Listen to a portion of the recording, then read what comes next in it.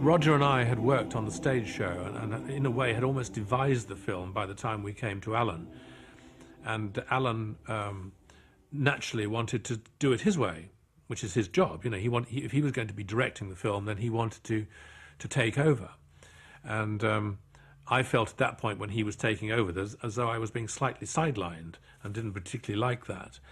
It was really those instances between where the live action finished and the animation took over were, shall I say, not in terms of difficulty between the two, between Alan and Gerald, but just where they would come and where they would start and where they would finish in the movie, and how much of each sequence was necessary to create the feel that was needed for that particular sequence of events and that song. All the animation was done by Gerald Scarfe, and Roger himself looking after all that. My job really was the cohesion of how the live action worked its way into the animation, and how you came out of the animation into the live action, so that fusion actually was seamless.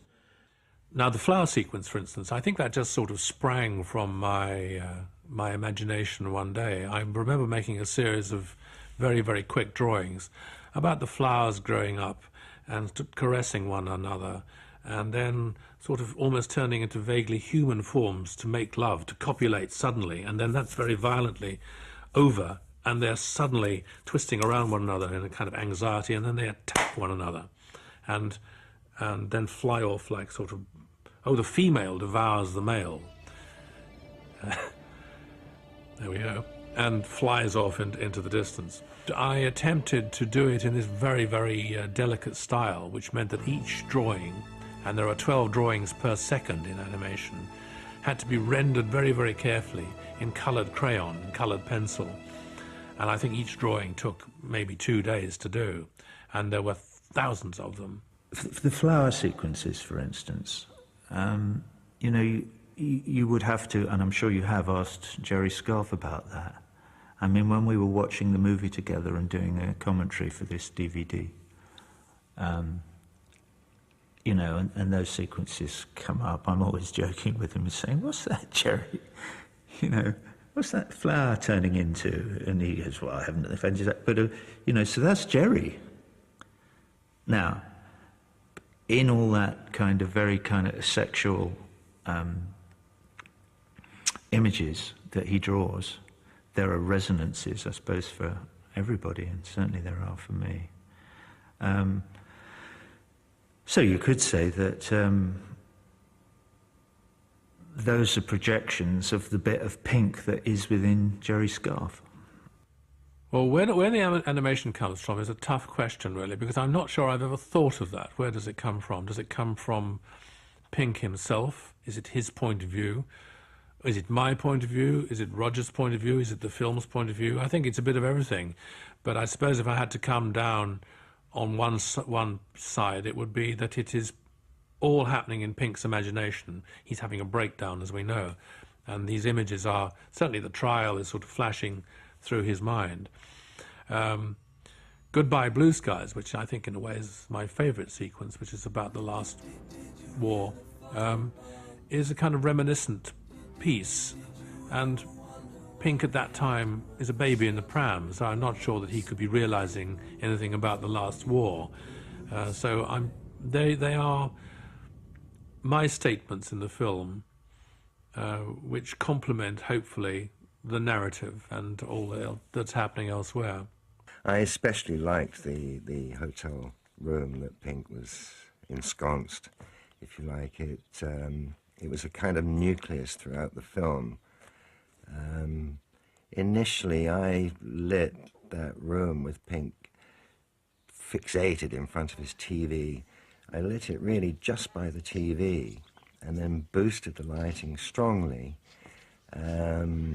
because it took me towards that Gerald Scarfe look. It also had the feeling of trapping Pink in the light of the TV and isolating him from the whole world, you know, and it had a lot to do with his own paranoia and his own self-conscious drugged state. if you like a butterfly trapped in this light. The transitions of animation in the film had to be worked on in close association with Alan, because he had to shoot the scene from which I would spring. Of course, we discussed what we were going to do, and there is one that comes to mind where the shadow of a figure appears on a wall behind. So Alan very carefully shot it so that this woman's silhouette was sharply defined on the wall behind her. I then took that frame of film and animated from that, and brought this huge kind of monstrous praying mantis figure out of the shadow. The lighting in the hotel room when Pink was really going through his paranoid situation, there's a moment where his wife's shadow arrives on the wall. And I was really excited by that scene, knowing that Gerald was going to meld his animation into the live action. So we lit this enlarged, out-of-scale hotel room just with one large arc on the floor with a clear glass. And it gave us a wonderful sharp shadow of her figure, which walked apparently on the floor. And partway through that scene, Gerald takes the shadow into the animation. Lovely combination of traditional kind of work and this creative element that Gerald has. The trial was the first sequence that I did, and when Roger came to me with that, he had more or less a strict set of lyrics that one had to illustrate. So I knew who the characters would be. I didn't know how they would look. There was this thought that the judge should be a worm, and at one point, in fact, he does turn into a worm.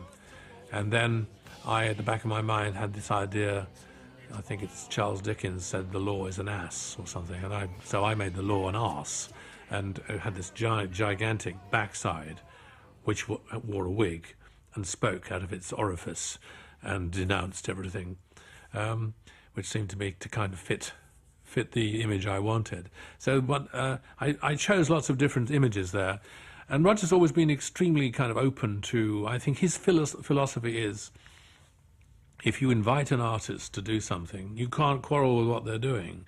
Well, that's what you employ them for. When we got into the mixing theatre, it was amazing because for the first time, certainly on Pinewoods, and I had to actually get permission for James Guthrie to mix the movie, because we were working under a union agreement within Pinewood Studios, so the two mixers mixed the effects and the film side of the mix, and James mixed.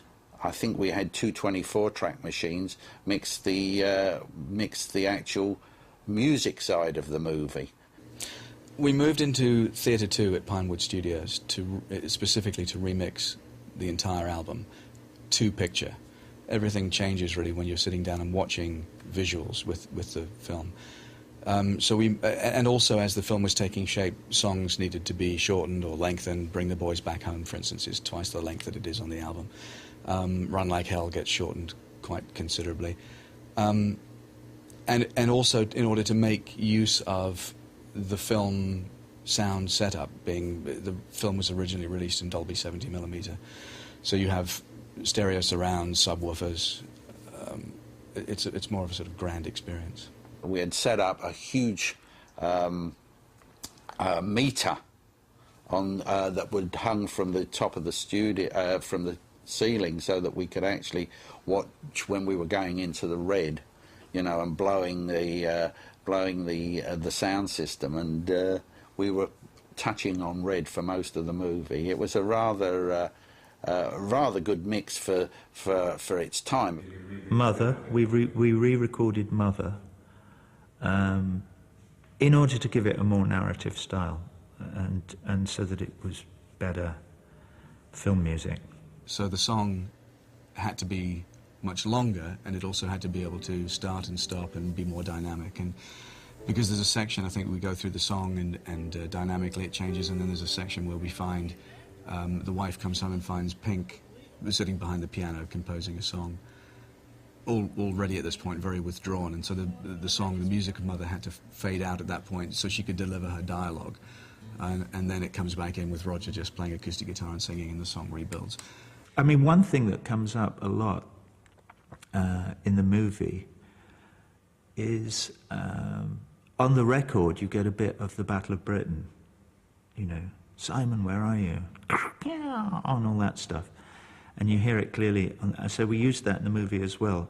I don't think there's any of the Dam Busters on the record. You want me, Crosby?